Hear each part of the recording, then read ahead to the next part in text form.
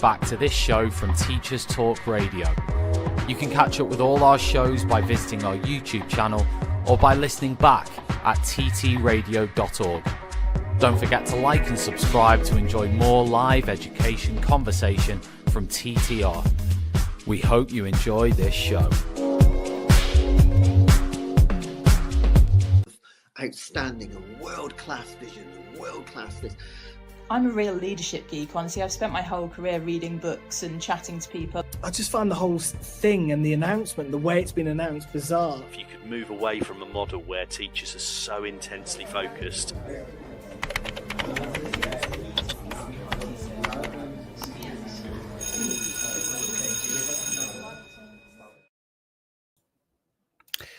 Hello and welcome to another episode, another show of the Sunday Social with myself, Martin, and I've got Claudia here who's joining the show.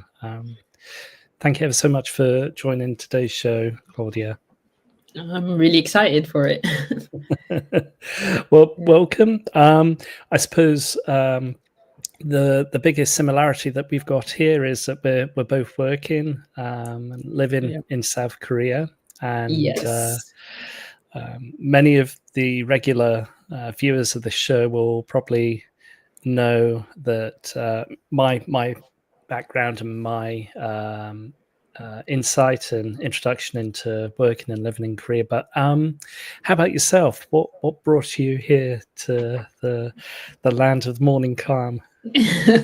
Well, it was a wild one. I turned 25 and then I had the big quarter life crisis. The question of what have I done? What's my mark on this earth? And I just thought to myself, all I've done is go to school and then I'm now working. And at the time I was working for a law firm because my degree was in law. And I wasn't happy. It was just a regular 9-to-5 grind, the same thing every day, and the stress of it. And it didn't feel rewarding. And so hit 25 and I just thought to myself, I've got to do something big. We've got to, if this is my last year to live, let's live it large. And I remember thinking about going to Asia, but I was too chicken to actually go for a holiday.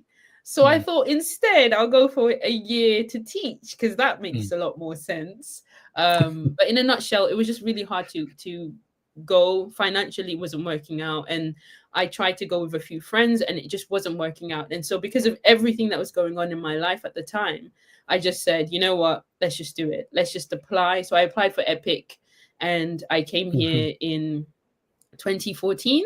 And I had all these hopes that I'll be sent to, Seoul or Daejeon or Busan. And they sent me to like this little town in the middle of nowhere.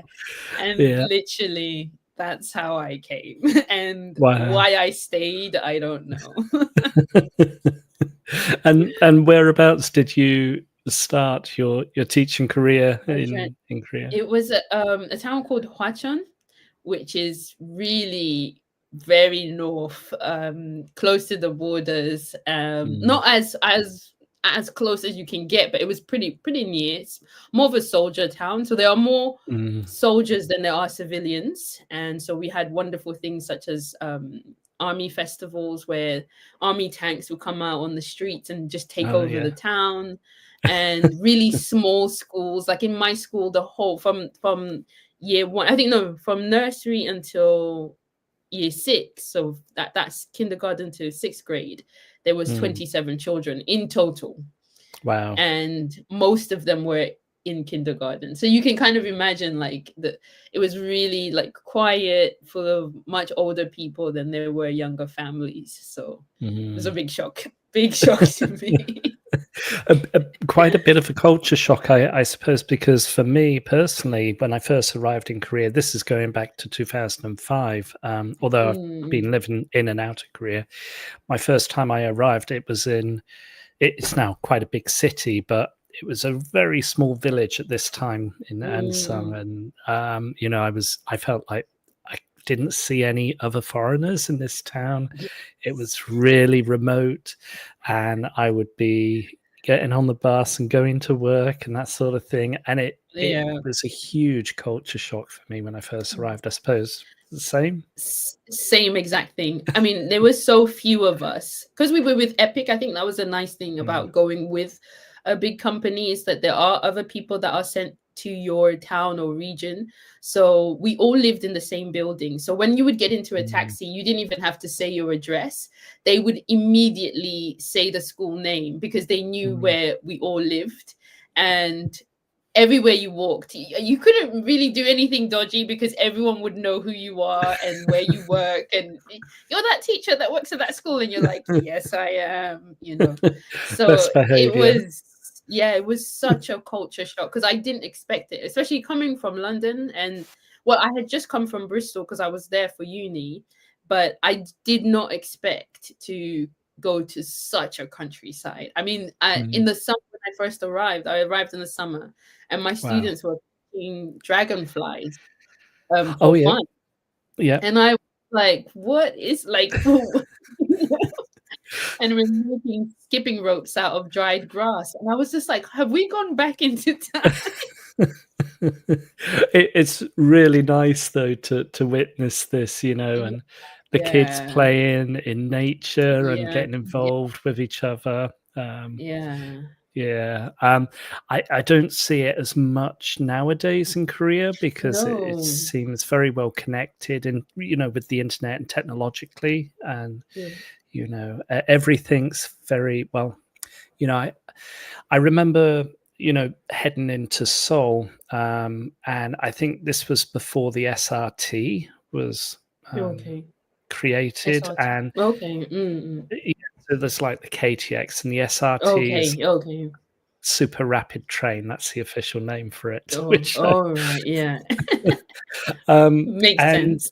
Yeah, and I would go into Seoul, and you had all these nice, you know, hanoks, the traditional Korean buildings in the small little rural towns, and you would go in, you would get a nice Korean meal. But now it's all been gentrified and modernized, and it's a shame because a lot of these old buildings have been knocked down and they've been replaced, and very, very much sanitized. The way I like to say it. I would say not in Hwacheon. You can still go back and still feel like you're really in the countryside. I think they've kept it quite well. Also because it's so near the borders, there's not much that can be done. It's not always, I wouldn't say safe, but I had a lot more experiences of like the whole town has a drill where we need to go, like, you know, practice where we need to go in case there is an attack and things like that. And I haven't had it in the city that I'm in now, but there it was much more real that Korea is still at war. Like you really did sense it from time to time, with just the presence of soldiers and tanks and things like that. Yes, that's true. That's true. Well, perhaps we could maybe move on to your experiences working at a university, because I suppose you made the transition from EPIC or EPIC, however you I always call it pronounce EPIC, but EPIC. Yes. Yeah. From the public school to the university where you're working now. So perhaps you could tell us a bit more about your experiences, how you got into universities. Yes. So university has always been the holy grail amongst the teachers in Korea. And I was fortunate enough to just know the right person at the right time. And that's always the response I give to everyone. Just be connected. Social, like networking is really at the top of my list, because that's how you get the really good opportunities. Because most people want to hire someone that they know or is connected to someone that they know. So a friend of mine just said, there's an opportunity. Are you interested? So that was for the University of Education. And at the time, I actually really liked working at the primary school that I was at. But when she said you get 4 months off a year, literally light bulb moment, I was like, okay, I'm making the switch, because it was much harder with EPIC you didn't really have any vacation. People would go off on holiday and you'll be stuck desk warming. So it was, Yes. yeah, I was just like, I love the kids, but if I'm going to stay in Korea longer, it just made more sense to switch over to university. And I was fortunate enough to teach not only conversation classes, but also teaching methodology. And so they were really interested in how did I teach children English? What kind of methods did I have? And I must say, when I started, it wasn't that great. But over the years, I've just, I continued working alongside with kids. So I didn't stop working with kids. I always took on like a extra curricular class, like an after school class, so that I could always verify the methods that I was teaching. So I continued along that path. And yeah, I've been there for over 11 years now. Wow. Teaching future educators, which is, for me, it's really amazing to be in that position, to kind of have some kind of an impact, and to show different methods and styles to teachers. And from time to time, I do get people that come back and they're like, oh, Claudia, you know, that thing you taught, I'm still using it, which is, it's like an honor. Yes, that's great. That's good, because we're all constantly learning ourselves, aren't we, with as educators? And you know, for me at a university, I've been teaching a variety of different credit courses. More about maybe writing skills, academic writing skills, or presentation skills, maybe culture as well, critical thinking skills. So kind of diverging away from maybe English as a foreign language and more into other aspects. But then for me, as an English teacher at heart, you know, I find myself having to experiment and try different things, because no one's really teaching me or telling me what goes well, what doesn't go well. And you know, for me, that sort of reflection is so important, and for people to come back to you to tell you what worked and what didn't work is invaluable, isn't it? It's really important. So in addition to working at the education university, I also got another job, because unfortunately with Korea, just jobs change. So I was full-time with the education university, and then a few years ago the law changed. And normally it didn't impact us, and we weren't supposed to be impacted, but for once it did impact my job, and it became part-time, which at first I thought was a negative thing, but then later on I discovered actually it gives you a lot more freedom, and you can just pursue so many other avenues. So I took on another university job, and there I mainly focus on conversation classes. But just like you, I'm also teaching on culture and presentation skills as well. I try to kind of combine everything as a package, rather than just, you know, let's have conversation, but for what purpose, or what can we do with the conversation? Yes, that's great. That's great. Well, I'm just going to divert into our sponsorship today. So this show is brought to you in partnership with Hachette Learning, publishers of professional development books and resources that support great teaching and learning in schools around the world. So level up your professional development today and visit hachetlearning.com to explore more on their full range of titles. Okay, right. Well, what sort of challenges have you encountered? You mentioned a bit more about you know, the opportunities that you've had, and slightly the difficulty or the challenges or the regulations that changed about your employment, working or moving part-time. But what other challenges have you encountered working, living in Korea or university?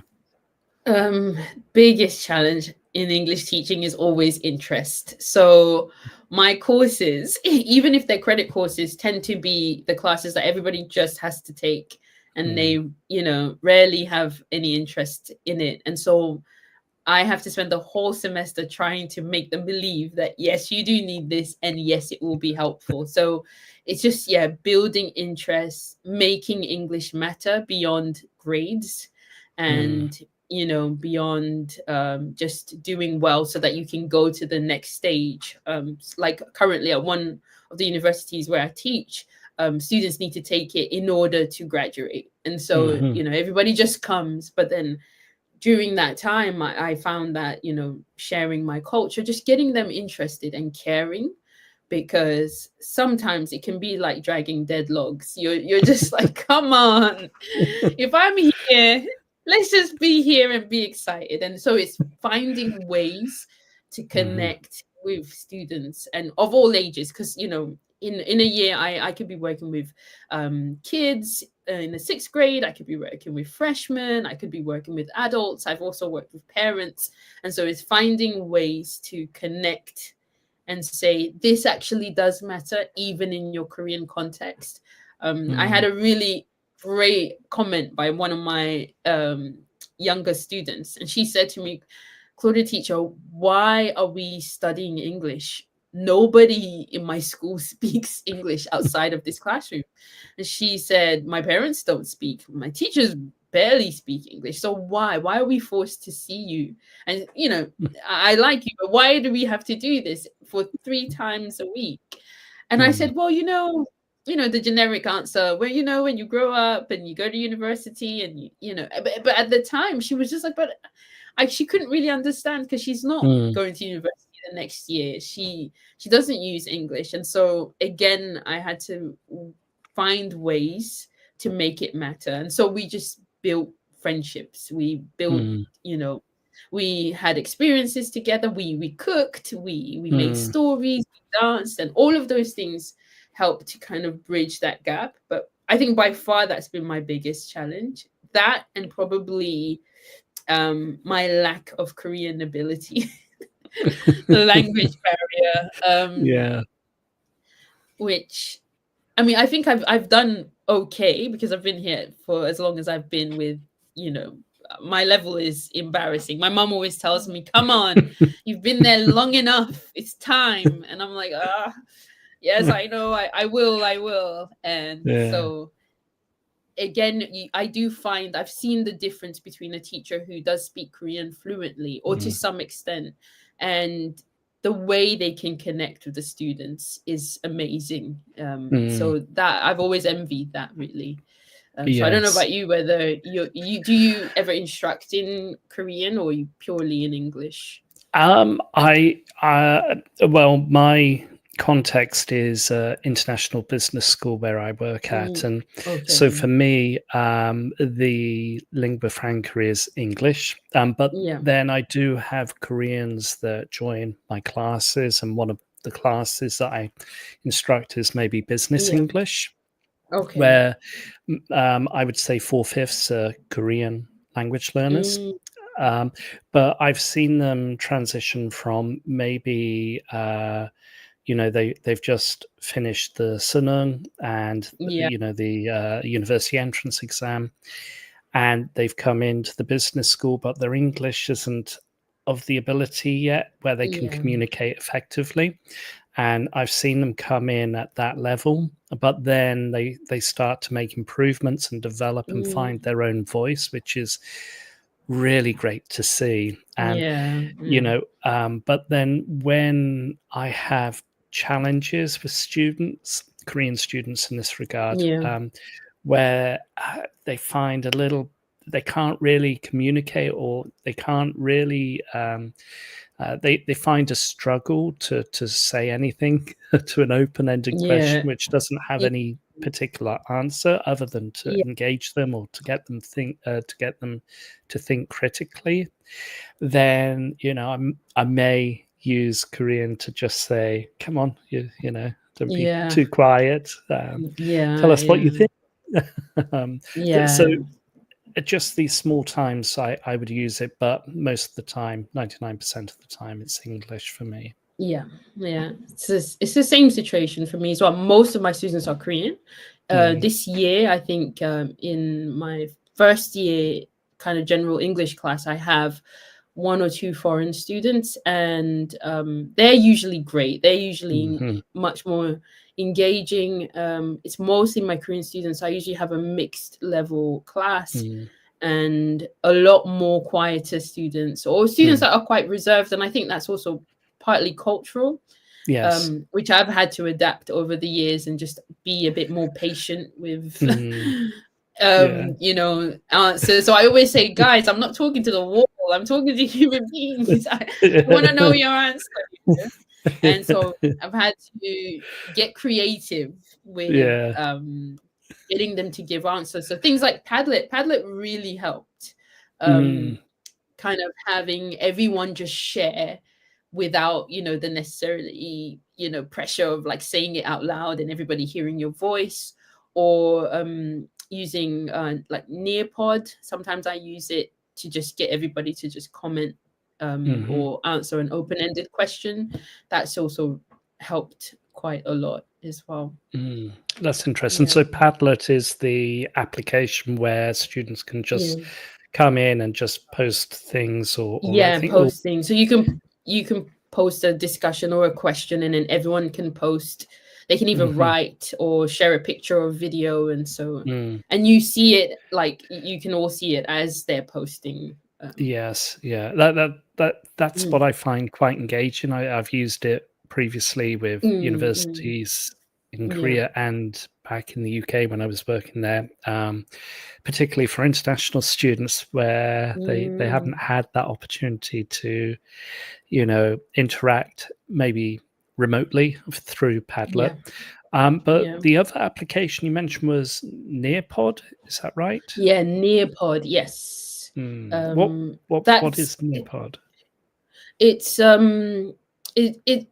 I used it mostly during the pandemic when I couldn't see the students. So it's basically why are the words escaping? It's just a presentation tool. So you can post videos and PowerPoints, like Google Slides and questions. So it works essentially like Padlet, but you can do more of a PowerPoint lesson basically online. So you share the link to your students and they all log in, and then you're working together through the slides. So you can they can either do it by themselves, or you can do a live lesson where they're all seeing the PowerPoint on their phones, and they can then answer and reply to questions or play games as well. So it's really interactive. That's really nice. Interactive platform. Yeah. Before we go on into our discussion, I'm just going to sideways into our next ad sponsored here.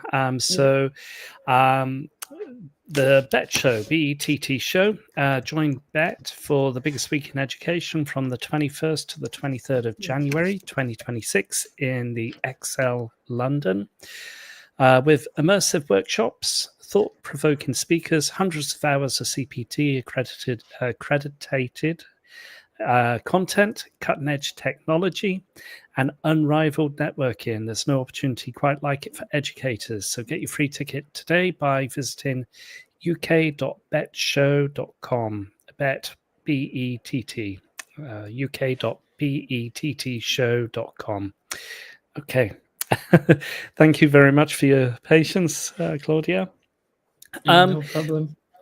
Well, you mentioned about engagement. One of the challenges I've had, particularly for, you know, my courses, which kind of, you know, chimes in, echoes with what you're saying, particularly for students that just have to do my courses where, you know, the majority of the other courses are business related, like marketing and that side of things. How would you go about trying to motivate, engage students who have zero interest in the course that you're trying to deliver? So I come up with the wackiest ideas. I noticed, and I also, number one, I watch the students, I observe them, I observe what they like and what they're into. And a few years ago, it started off with my primary school, elementary kids, and they liked rap quite a lot. And so I thought, oh, what if instead of singing the generic, you know, EFL songs that are, by the way, I completely just hate. I thought to myself, okay, why don't we do a rap? And so I went on this search for appropriate raps for the classroom, because as we know, especially with younger kids, some of the content is not appropriate. With older kids, you know, it's a bit more flexible. But I found that there was very little available in terms of that particular genre that was safe, and it's not just about finding child-friendly versions, because what happened to me one time, I experimented. I took a nursery rhyme. I think it was not a nursery rhyme, but a well-known song, I Can Sing a Rainbow. I think it's like red and yellow and pink and green. And I had a 5th graders, and I found a beat. It was like a popular song, maybe around 2010. And I realized that you could sing the song to that beat, and it went really well. So when I introduced it, it was a hit. My students loved it so much. And then, unbeknownst to me, they went home and somehow found the original version. And thankfully, it was an appropriate video. It was 2 kids that had done the rap. So, and then it was very PG, so it's okay. So after that, I was like, oh, I need to really be careful as to what instrumentals I'm using and what I'm recommending. And then that's where I stumbled upon other artists or other people that are really interested in kind of using rap within the classroom. So I found that somebody had turned one of Dr. Seuss's songs into a rap. And then that led me into this spiral where there's loads of artists who do kind of children's books or nursery rhymes to rap beats. Sometimes it's original or sometimes it's well known. So I've done that. I've experimented. And then I thought, why don't I try this with my adult students? And I was really apprehensive at first because they are a tough crowd. They do not move for anybody. And so I was watching, I think, the Jimmy Fallon show. And I think there was he was doing a lot of kind of similar things where he would take a popular songs and put it to a nursery rhyme, and I thought it was brilliant. But they also did I think it was the alphabet aerobics by an artist called Black Alicious, and it was Harry Potter. Oh, who plays Harry Potter again? I can't remember his name. Daniel, is it Daniel? Oh, Daniel Radcliffe. Yeah, Daniel Radcliffe did it, and he was really good. And so I thought, oh, maybe if I show the video of an adult doing this and someone that they know, because they know loads of people like Harry Potter. So you know this actor, he's done this challenge. How about we attempt this challenge? So I presented it in that way, and they received it quite well. At first, they were like, oh, we can't do it, it's too difficult. But we broke it down and we just did 2 lines every lesson, or no, 4 lines every lesson, because he goes from A to Z.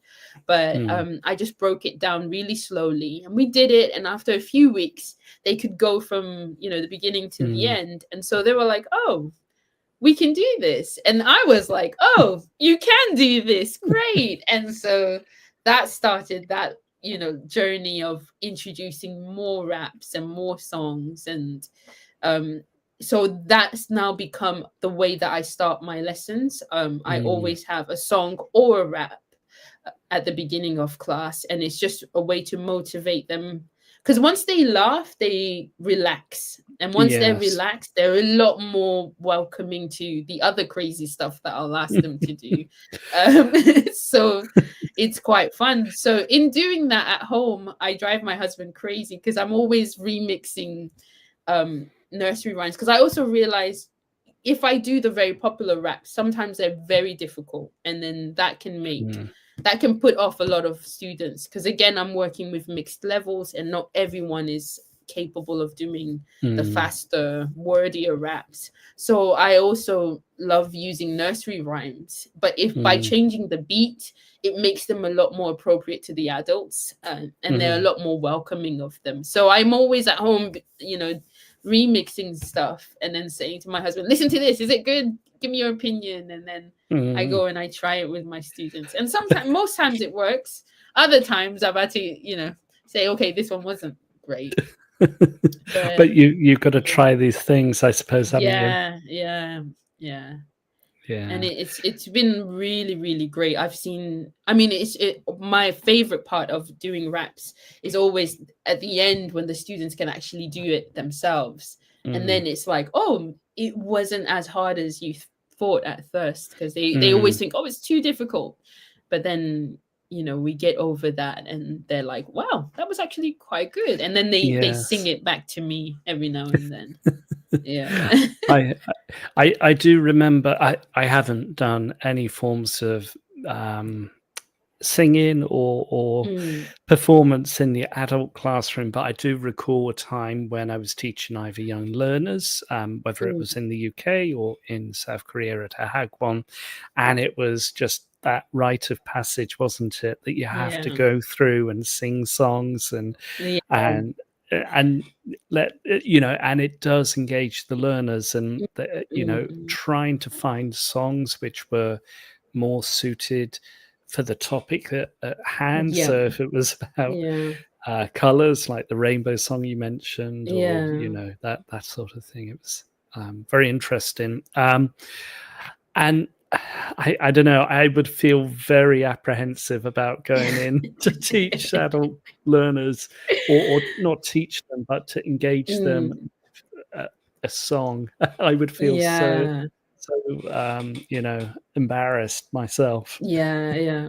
See, the thing that I found, because that's the comment that I get the most, because I've talked about this in other settings as well. And what I found is, as a teacher, if you set the classroom environment where you're open to experimenting with different ways of learning English, at first it is really uncomfortable. I won't kid you. It's even for me, who completely loves the genre, and I'm like an ambassador for rap in the classroom. I've also found it very difficult at times when you have an extremely quiet class, mostly males, and they're like, please do not make me do this.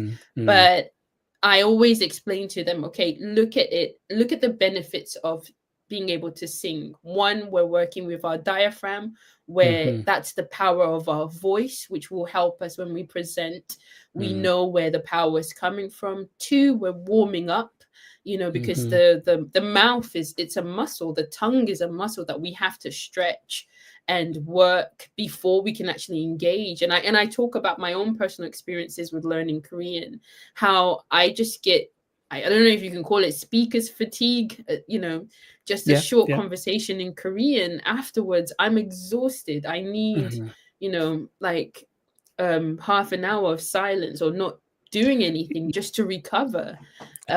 So kind of doing something to warm you up and to kind of remind your brain or wake your brain up to say, I'm going from this language to another language. And I explain it to them like that, and they are receptive. But then I say, I'm the teacher, we're going to do this, whether or not you like it. You've got to enjoy it whilst we're here. Yeah. So it is. Yes. Yes. Sorry. Carry on. No. I was going to say it's really trial and error. But as I've done it over the years, I've realized that actually they do enjoy it, because it's also different. They don't expect it. They expect certain things, but it's so fresh that sometimes the curiosity kind of gets the better of them, and they're like, oh okay, then let's see this. Let's go on with it.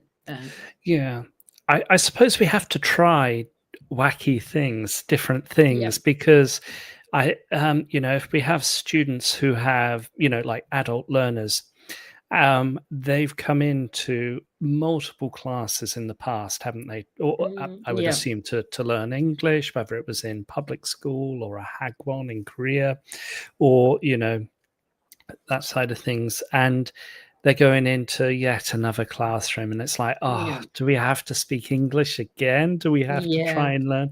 Is it the present perfect that we're learning today? And we have to try and do different things, experiment, because it just makes things unexpected, unpredictable, and that in itself can be quite engaging. The other things that I've tried to do, which is storytelling. And so Mhm. I first of all start with role playing, because again, I see the benefits of even the techniques that are used within storytelling can cross over into just a regular presentation. Because I don't know about you, but for one thing that I really despise is when a student is given a presentation and they just stand and they either read a script that nowadays they've generated with ChatGPT, Yeah. or they just read the PowerPoint. And I'm like, no, you're communicating. So I realized also perhaps in their education they might not have had as many experiences of actually engaging with the audience and knowing what that looks like or what techniques you need to use for that. So I find that, you know, storytelling, role playing can be that kind of bridge. Yes. That helps you learn those techniques with eye contact and delivering a message and working a lot with emotions as well. Because again, most of I can only speak from, you know, with the experience of working with South Korean students, but a lot of them can be a bit monotonous. And so even if they're telling you something really dramatic, the delivery is so flat that it's just like, oh my goodness, the content is good, but your delivery just fell so short and we didn't connect. So again, I found that using those types of techniques can help to at least make them aware. Because I do kind of low stake role playing where I give you a script that is it's only 30 seconds worth of dialogue, but you've got to try and bring it to life. So it could be in a restaurant and you practice it once and then I give you another challenge. Well, who are you? Who are the characters in the role play? Are you friends? Are you enemies, co-workers? So we build up this backstory so that they can kind of involve more of the body language and more of the kind of the non-verbal parts of communication. And then I say, now you have to go to the front and show it to us, which they're usually mortified at that point. They're like, no, you didn't tell us this at the beginning. But what you do see is that amongst the many mediocre performances, you see the really good examples, and they love to learn from each other. And we don't necessarily need to say, oh, that was really good, but they can see, oh, that's how you delivered that, or that's how that line is supposed to be said. And so they learn from each other, and by doing this regularly, they get more comfortable with the front of the classroom, and they kind of get a little bit better. I'm not going to say 100%, but even I'm happy even with 10% improvement. I'm like, if it's better than what you started with, I'm super happy. So little by little, they grow in that skill, and they start to be more conscious of people's eyes. Am I looking at the people when I'm saying the line? Am I looking at my partner? Because sometimes even team presentations, it can feel like it's all very individual, and it's all about, let me do what I need to do and get off. And it's not about the message and the delivery and the engagement. It's just like, oh, she said I've got to do this, so I'm going to do it. But then when I see a student who's really thinking about the audience and they're thinking about giving us an experience, I'm always like, brilliant. I get so excited about that. That's really, really interesting.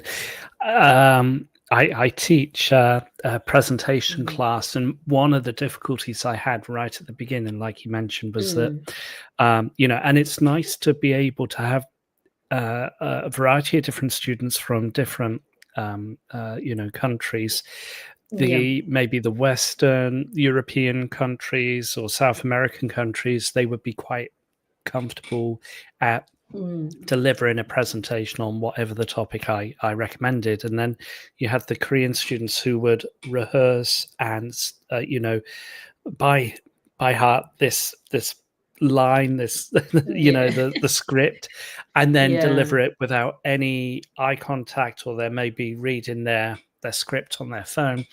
And I discovered quite early on, oh my gosh, this is just so, you know, there's no communication, there's a lack of connection with the audience. And what can I do to try and improve that? Well, I thought, well, the first thing is I'm going to ban all scripts and all phones from Yes, the presentation. Thank you. There should be a public announcement. Yeah. Everybody ban those things. The next thing was, okay, how can I personalize it? Because you can go on to a variety of different websites, Canva, for example, and create a presentation about Starbucks. And it's like, well, and it creates the whole backstory about Starbucks and everything else like that. And I'm thinking, what's the point? There's no personalization there. And I decided I'm going to choose personalized topics that students can share, like maybe their favorite cafe or their favorite coffee shop, or and then build up that brainstorming, build up that planning, and then they give a very short presentation, and then I lead up to what we call like a Pechakucha presentation. I'm not sure if you're so I've heard of it before. So 20 slides with just images only, and they transition every 20 seconds, and then the students have to tell a story, and that's what they're working towards. So just over 6, nearly 7 minutes in length. So they start at like 2 minutes, going up gradually, incrementally to like 4 minutes, then 5, 6 minutes, and then up towards 7. And I found that a lot more engaging, first of all. But then I found like the weaker students who come to me and say, I've never presented. I find it so challenging. I don't know what to do to try and improve my presentation. And it's like, well, like anything, you got to practice. You just got to dive in and try, and you're going to fail, as everyone does. But you got to try and then find your voice and find your how comfortable you're at. And then I've seen such major improvement over the past few semesters with these weaker students, Korean or other international students, who are uncomfortable, but then they find it, actually I can do it, and then these skills can then transfer into other courses. And I always try and tell my students, like what you mentioned, they come to me and say, well, why are we doing this? Why do I have to do presentations? Why do I have to learn about writing? But then they come to me afterwards and say, thanks, I've tried out that your writing course helped me with this essay, or I feel more comfortable with presentations. So, and that sort of feedback is great. Yeah, it's really brilliant, because it has to be transferable for it to matter. They have to see that it's useful, not just within this class, but I can use these techniques in the future. So with my education teachers, I always talk about, you are a teacher already. This is what you could do with your class, and this is the impact that it would have on your students. And with the general English students, or even with my professional student, we talk a lot, just like you said, about real life situation. How is work going? How can you make a difference in your conversations that you're having with your colleagues? But similarly to you as well, I kind of changed the style of presentations that I did, because I did start out with kind of generic topics and I was very bored very quickly.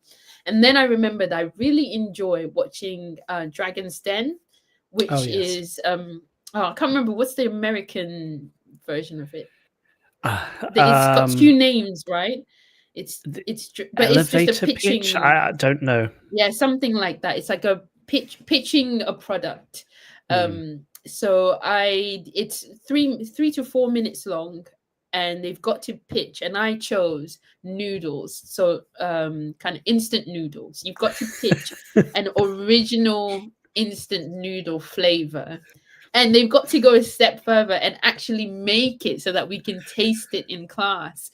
And so I've got like elements of like, it's got to be unique. So I can't see it in GS, because I want it to be real. I want it to impact real life. So I think we talk a lot about hypotheticals, but when it's actually real life issues or real life situations, it changes everything. And it really does encourage everyone of every level to give it a try. So they've got to create a wonderful new product and pitch it to us. So using all of those things like storytelling and engaging with us emotionally, and building up a story, not just reading to us, but selling us that product, making us believe in their vision.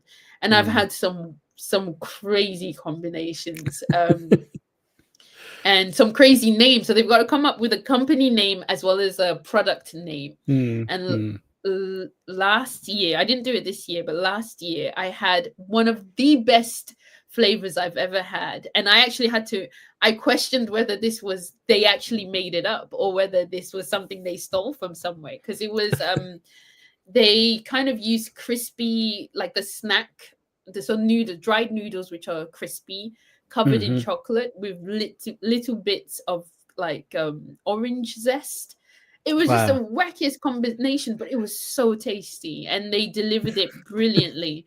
And so even in that, they sometimes find out that they have other skills that they can also explore outside of our classroom. Like those particular students, they had a really great marketing strategy. They were hilarious, and the product was good, and the whole class responded really positively. And so doing some of these wackier presentation styles, I always have a student who comes back and says, when you first gave it to us, I really hated the idea, but after doing it, I'm really glad and I'm really happy, and I've had so much fun. And so for me, that's the rewarding part, is just like you said, students coming back and realizing something in them without you necessarily saying it, but they go through this process, and they grow essentially without so it's really nice. But it's very really wacky. rewarding. If you want to try it, go on an empty stomach. You will have so much fun. I'll have to try it. You'll have to try it. I once got blueberry cream cheese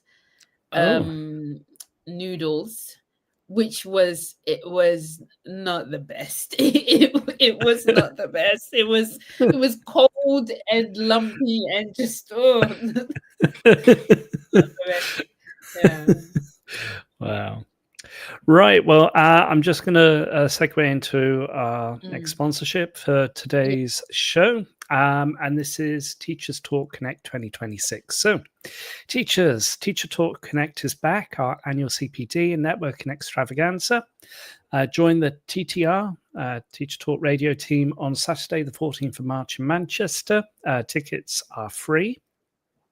So what are you waiting for? Head over to ttrradio.org/connect 2026. Okay, right. Well, let's move on to maybe, you mentioned about how we're constantly evolving or trying or experimenting different things to engage our students. But then that naturally leads into, the development of materials and what, or trying your own materials out with the students. And what has your experience been with materials development? So back just before the pandemic hit, one of the professors from my education university wanted to make a book for our course.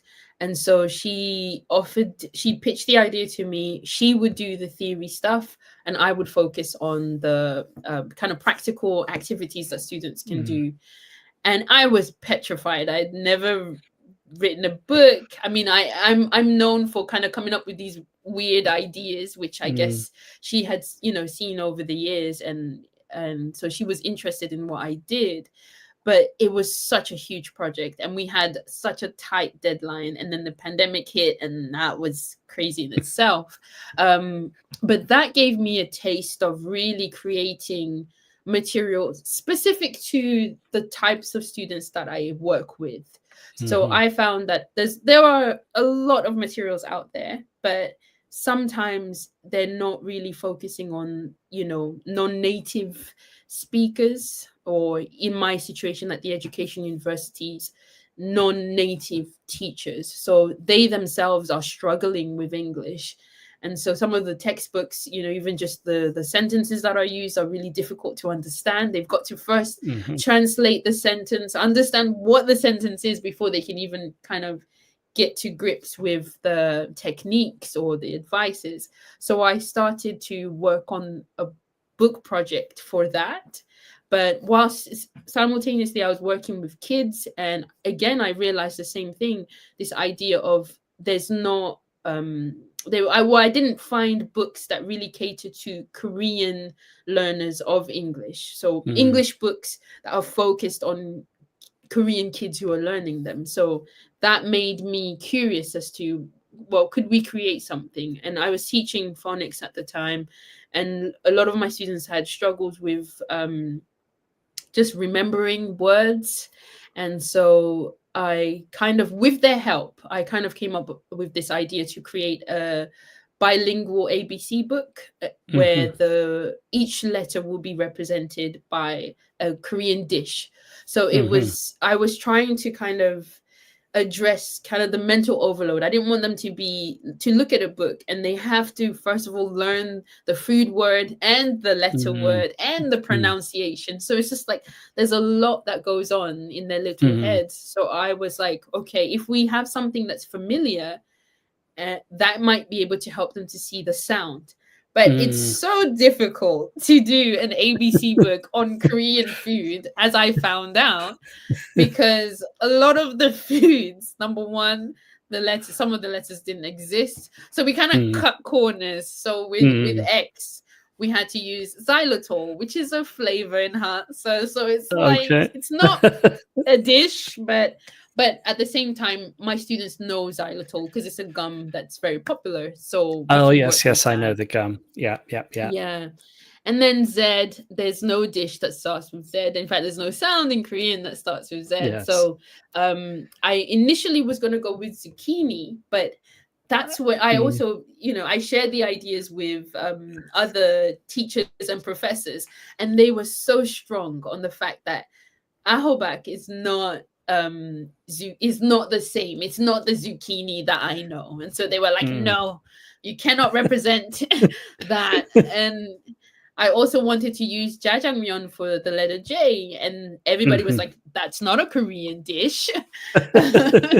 So I had to battle the purist. I had, other people that were like, So in the end, through a lot of research discussions, I just did the best that I could. But the whole point was just to make the load of learning English a little bit easier on students and parents as well. Because that's the other problem that I found, is that, like my students said, nobody speaks English, so why should I, And so whenever I'm pitching this book, I always tell to the parents, you've got to join in on the fun. You've got to be a part of the learning. It shouldn't just be that, go and learn and I'm going to be here, not involved, but like learn together, cook a meal and learn what that, sound is in English and how it begins, and look at words that are similar, or maybe find out what that food is in England, what foods in England start with a K, or just kind of explore and play and have fun together. And so it's been really a journey, but I'm so grateful to those elementary students who helped to coach me to this point, really. It's very interesting. I suppose for educators, we should all try and develop materials which are connect with the students that we're teaching, because like you mentioned, a lot of materials that are published globally don't cater for specific audiences unless there's a specific request for the big publisher to publish a book for maybe the Middle Eastern market or something like that. But then when you've got Korean learners who have difficulties with, like you mentioned, pronunciation, the vocabulary, and and you mentioned the process, and there's so much that's going on in their mind at the time, and it's a fascinating experiment to try to connect what they already know, their knowledge now, to what you're trying to teach them, and whatever you can do to connect whether it's through materials development or engaging activities, as we mentioned, is always a bonus, I suppose. Yeah, yeah. I'm a big believer in activating prior knowledge because, especially in the context of Korea, students spend so much time in hagwons learning endless lists of vocabulary. But it's Yes. like, when will I use them? So Yes. I'm really big into activating that knowledge in something useful. Yeah. So whether that's, doing an activity or presenting something, kind of, what do you already know? Let's pull it out of you, and then let's work with what you already know, because they have so much information given to them. I remember a funny story. I was teaching elementary students, and the principal came in halfway through our lesson and said, I want the kids to learn these 20 words by next week. And I took a look at the list, and I was like, when are these like year fours ever going to use these words?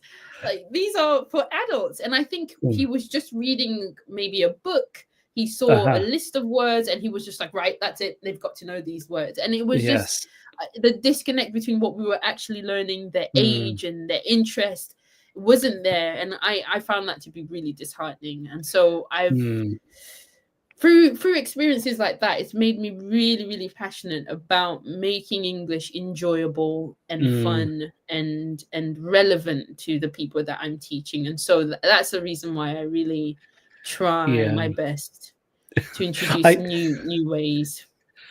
It kind of reminds me of an advert that I saw on TV in Korea once about English language teaching, or getting children into hagwons, and the advert was about a particular hagwon. For those people watching, a hagwon is a private language institute. But anyway, it was an advertisement for a particular language institute. I can't remember which one it was, but then the backdrop was the child learning, or not knowing any English, and then 4 weeks later they're able to give a presentation to their parents, and the parents are there clapping away and going, my child's brilliant in English now, almost bilingual. And these sort of promises. And the hagwon that I worked at was like, in 12 months time your child would be able to speak English with an American accent, and I was the only Brit in the hagwon. I was like, where do these promises come up? And the culture of learning is so far removed from what's actually happening in the language in the language classroom. Plus the added component of power distance, where it's very much top down. This is what you need to do, and this is what we're doing. And it's like, okay, well, I give the example of saying these students need to learn grammar. You're playing too many games, and the director's told me if I had one. And it's like, okay. And then after a week, the directors came back to me and said, the students are sick and tired of grammar. You have to play more games. And I'm like, make up your mind. It can just be so frustrating. And I think I guess we didn't talk about this yet, but that's the other reason why I also introduce a lot of cultures. So I was born in Congo, raised in England, and now I live in Korea, and I've had a baby in Korea. So that now my baby is, partly Congolese, Nigerian, English, Korean. And so the other thing that I found to help my students engage in English has been to share culture, to share culture shocks, norms and differences. And I always say, you're my partner. You'll teach me about your culture. And mostly I deal with mostly Korean students. So you'll teach me about Korea, and I'll teach you about, England and the places that I've been to as well. And that's been really, really fun. And that also makes it really exciting, and has led me down, kind of into another project that I'm really passionate about, which is a culture exchange. So I've been doing this for like over 5 years. Every semester I kind of pair up my students with someone from a different country, and I've purposely chosen countries that are really unfamiliar to Koreans, or they're people groups that are in Korea, but they're not very well known. So, for example, Vietnamese people or Filipino people, their cultures aren't known that well. We know the stereotypes, but beyond that, I always want to work on what's beyond the stereotype of this country. Like, let's meet the real person and talk to them and know about them, and then celebrate that culture. And that's been really rewarding. That's also been another favorite style of presentations I've been able to do with my older students, especially. And one really interesting story was I paired these girls. They didn't know, so they don't know who they're going to be paired with. They only know the country, and they don't know whether it's male or female. And so they get very little information, and then they have to try and imagine what would this person be like, what are their likes and dislikes, kind of build your picture. And then when you meet them, was it right, was it wrong? It's just a little bit of fun. But initially I said, all right, you're going to meet this person, he's from Congo. And when they met him, after they met him, they said, we thought he was going to be a girl, and we were really scared because he's different from us, and we've never been around somebody from Congo before, and we felt really uncomfortable. But they said after they had spoken to him, it completely changed their mind. And they were like, wow, we have so many similarities. And we felt more comfortable, because initially they were, even the fact that he was male and they were female made them feel uncomfortable because of all the stereotypes that they've seen and heard and stuff like that. So even that was really nice, to kind of give them an opportunity to speak to somebody they would have never, had the courage to, or even the desire to, and to see that there were similarities there. That's great. Well, I'm gonna just sideways into our final sponsorship for today, and that's Hachette Learning. So this show is brought to you in partnership with Hachette Learning, the publishers of professional development books and resources that support great teaching and learning in schools around the world. So level up your professional development today and visit their website, www.hachetlearning.com, to explore their full range of titles. Okay, well, I think leading on for the next few moments is what you mentioned about culture for me was I always try and bridge the gap between culture because of the international students that I have. I try and pair students up, whether it's Koreans or other international students, with another international student, so that they can, otherwise they get into bubbles in the classroom with just Koreans in one side of the room and non-Koreans the other side of the room. And it's like, no. I want you to sit next to someone who is not the same nationality. Mix yourself up, or I do a random, pairing up with the students, or height at the front of the classroom from shortest to tallest, and it's like, okay, you three, you join, and that sort of thing. And I think otherwise it's that sort of initial us and them sort of mindset that.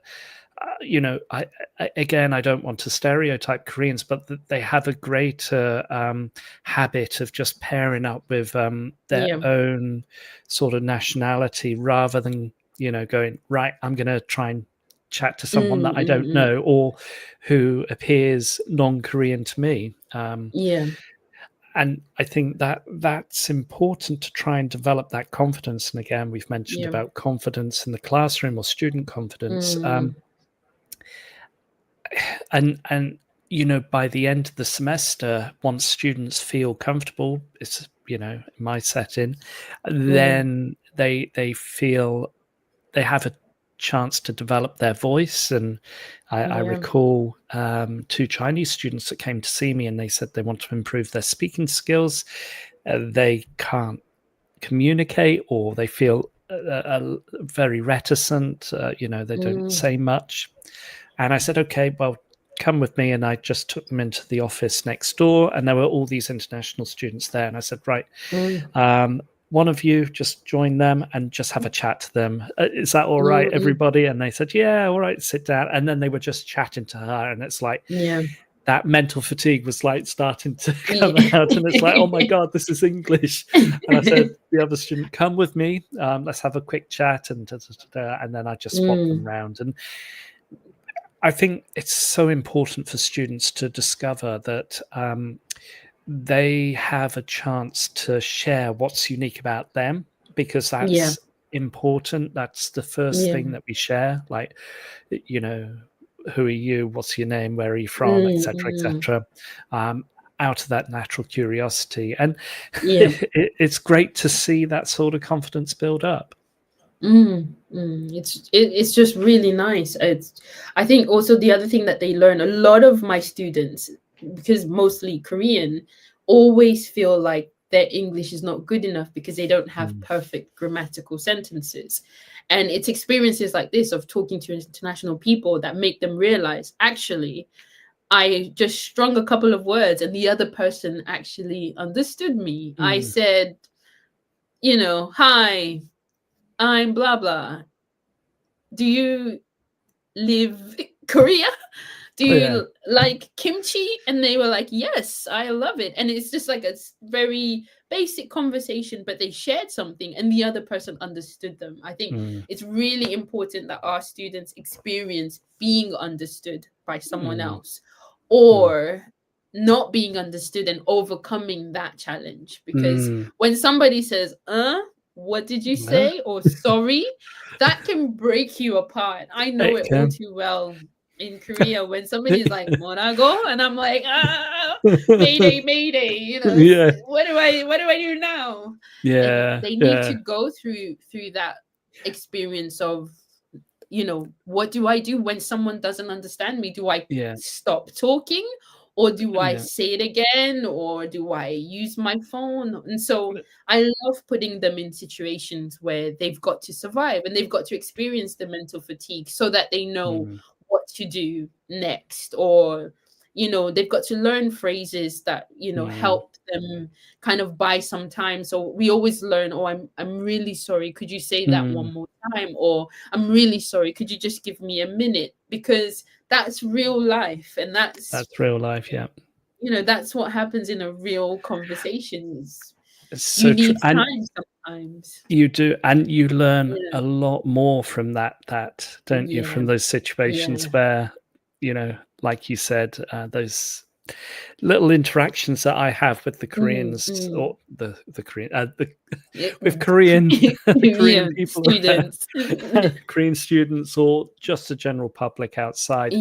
And I'm like, wow, what was that word? Okay, just recall that, and I'm like saying it to myself, and then I go to my wife and I say, this person said this, what does it mean?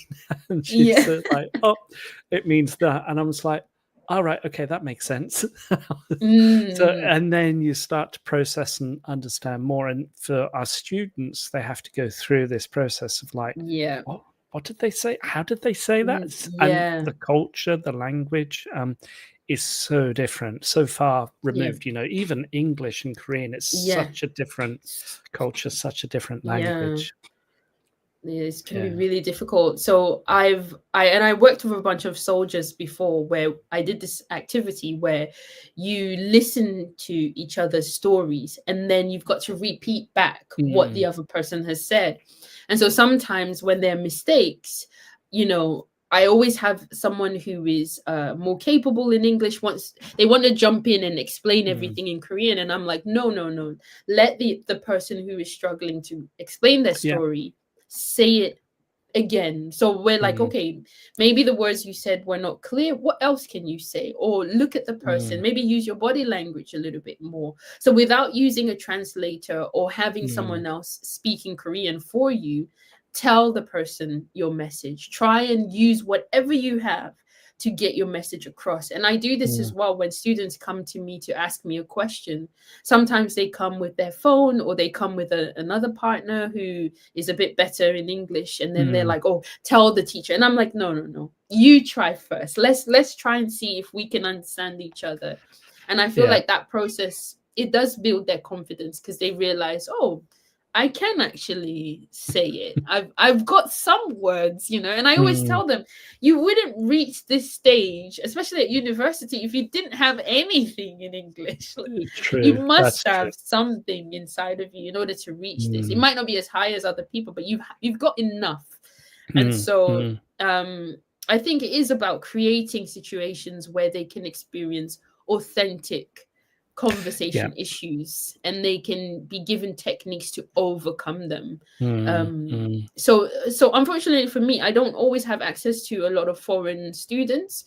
So what I've done instead is kind of do a speed dating style of talking in my class. So you do talk to many people, and it's not always going to be your friends or people that you're familiar with. So it gives them a chance of having conversations with people who they don't know, and they've got to kind of struggle, and kind of sometimes they get a partner who doesn't say a word, so kind of like dealing with that awkwardness of silence and all of that. Or sometimes they have a partner who's far more advanced than them, and it's how do I then keep up with what they're saying? What are the listening techniques I can use? And can I interrupt them and say, oh, I'm so sorry, but could you slow down a little bit? So I found that way they still practice conversation techniques, even though they're not speaking to native speakers or to people from other cultures. Yes. So that's also been helpful for my students. Yes. Yeah. Likewise. Yeah. Well, even getting the students, the less confident students, to share an answer to the class. I remember Korean students would then refer their, like, what did he say? Sort of look like, what did he say? And it's like, and they want to interrupt, and they want to say, you got to say this. And it's like, no, don't give them the answer. Look at me. I always say, stop, look at me. Yeah. And it's like, okay, I slow down. I say, I ask the question again, and it's like, keep going. And after a while, they start to find that confidence that they don't have, they miss. And it's really nice to see that development, as well as as students, they and I always make it as light or as jovial as possible, rather than, can't you speak now? You've been studying English for however long, and you've been I go, come on, what do you think? Or I try and say, okay, well, this this student has I ask another student a question, the same question, they give an answer, so hopefully the weaker student realizes the context of the question. And then they maybe have that sort of, it activates them to answer as well. I was also given the idea of kind of giving the students a minute to think about their answers before then calling on someone, or the think, pair, share, doing that before calling on someone to speak, just to give the shyer students a little bit of time to kind of build up courage, or the weaker students to kind of put pieces together so that they can share. And I always tell everyone in the classroom, everyone is valuable, like all answers are valuable. And so I had a situation recently where a student stood up to speak, and he visibly he has a very strong Korean accent, and so I had lots of giggles around. And for me, I really despise that, because for me, I said, look, it takes so much courage to stand up and share anything in any language, in any context. Standing up in front of your peers and speaking is already hard enough as it is. And for me, I love it, because I'm not looking at the accent. I'm looking at what he's saying, the context, and what he's sharing that is valuable to me. So I've also learned that you do have to teach respect and encourage respect, Yes. especially because just this idea of this perfect accent or perfect grammar is such a strong idea. Yes, that's true. That's Yeah, true. And amongst the students. and like you mentioned, the culture, there is that, sore culture of competitiveness, of like right Yes. and wrong, regardless. And I feel, do we really have to do that? And what makes your comparison valuable? Because, for students, they're not in the position to compare themselves with other students because they're not really running the class, if that kind of makes sense. It doesn't make sense. And I do maybe take the students aside and say, look, don't do that sort of thing. But I won't embarrass them in front of the whole class, of course. So I think that, again, teaching them within this classroom, this culture, everybody's valuable. Everyone has a voice, like you mentioned. Anyway. Right. Well, we've kind of gone over time. We've ended up chatting for quite a while. I know, it's so fun. My apologies. No. But it was lovely to have you here, Claudia, and thank you ever so much for joining this week's show. It's my pleasure.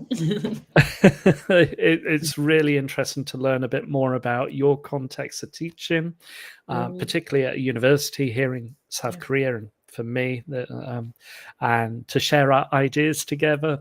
So thank you. Thank you as well. Thank you so much for having me today. That's great. Well, there were quite a few people that joined in. Thank you ever so much. There was Mr. Franco here. He said, good morning, watching from... now, my pronunciation might be wrong, so my apologies. Watching this from Punta del Este, Uruguay. So thank you, Claudia and Martin, for such an interesting topic. Greetings. Thank you for joining us, Mr. Franco. And Roger as well. Nice to see you back on air, Martin. Thank you ever so much, Roger. And nice to be back. I was on a bit of a vacation or a bit of a sabbatical live streaming because it can get fatigue. Yeah, you can get live stream fatigue, I suppose, or YouTube fatigue.